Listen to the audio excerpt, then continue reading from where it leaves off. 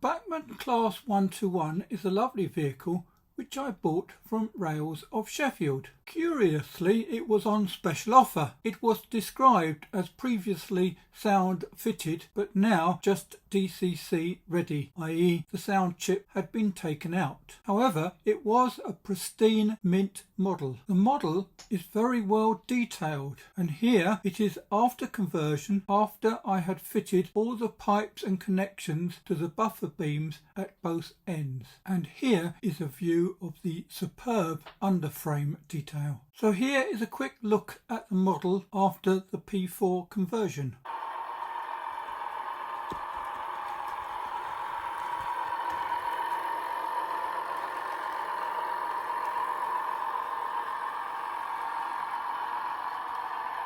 Here is a picture of the Class 121 broken down, and it shows the 00 gauge power bogie on the left and the non-powered bogie on the right. Very interestingly, that the non-powered bogie is split axle and the power bogie is the normal scraper pickup.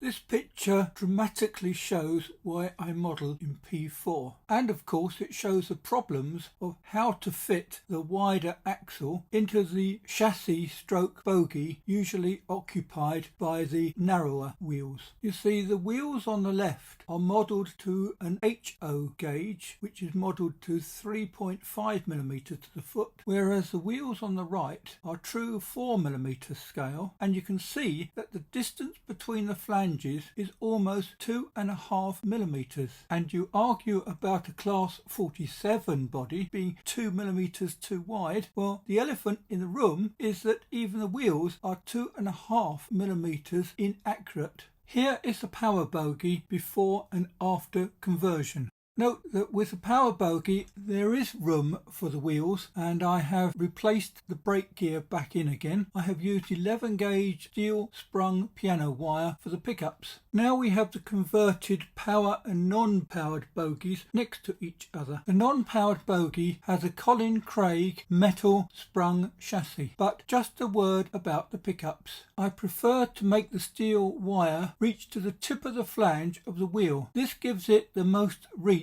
and therefore the gentlest of springing. This is no problem when the outer chassis is made of plastic. However, with the Colin Craig sprung chassis, it's all brass, and therefore it is at risk of shorting, which is why I have to make the steel wire touch on the back of the wheel flange. Unfortunately, this makes the springing a little bit more rigid, but if you're careful, you can balance both sides that the wheels remain even in the middle of the chassis. So my final two shots show the completed underframe of the model. Sound is a Loksound 5 decoder with a Stay-alive, a Legomanbiffo sound profile, the original Bachmann sugar cube speaker still left in situ, and a mega bass speaker. Apart from completing the model with all the brake pipes and connectors, I have also added quite a few passengers because of the lights now showing interior, and a driver. And so now to a quick running session.